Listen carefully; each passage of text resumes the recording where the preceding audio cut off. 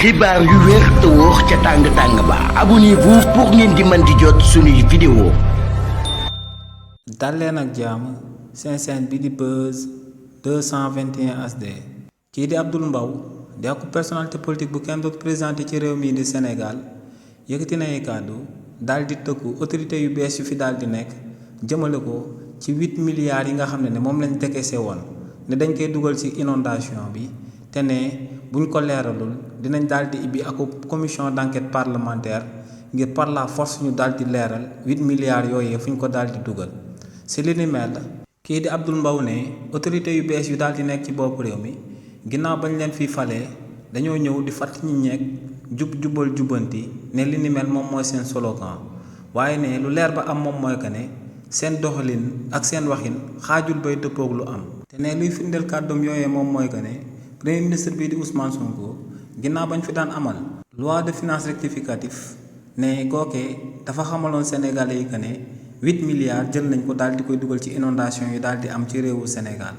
waaye ne population bi ci wàllu boppam ñoom lañ daal di dégg ñuy génn di waxal seen bopp que ne 8 milliards yooyee ñoom gisuñ ci dara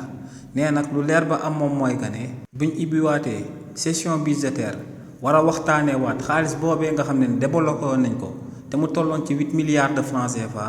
ne dinañ daal di topp gouvernement bu bees bi ngir ñu daal di andi ay leeral jëmale ko ci 8 milliards de francs CFA yooyee ñu daal di décaissé ndax ne état bi seen rapport semestriel yi nga xam ne moom la ñuy daal di amal ngir daal di si expliquer xaalis bu ñu daal di dépassé ne boo demee ci rapport semestriel yooyee ne doo fa daal di fekk dara lu leer ne lépp fa fulu ne duñ fa daal di bindu li nga xam ne dina daal di indiquer que ne seen xaalis bi jëlee nañ ko fii daal di koy dugal fee nee nag bu fekkee ne nguur gi andiwut assez de preuve andiwut luy firndeel que ne 8 milliards yooyee daal dinañ koy dugal ci inondation yi ci réewu Sénégal ne kon ñoom député yu daal di féetewoo ci wujje gi dinañ daal di sàkku ñu daal di ibbi ak commission d'enquête parlementaire bu ko defee ñu ibbi ay enquête jëmale ko ci 8 milliards yooyee fan la ko état bu bees bi dugal réellement. xibaar yu wér te wóor ca tàng ba abonnez-vous pour ngeen di mën di jot suñuy vidéo.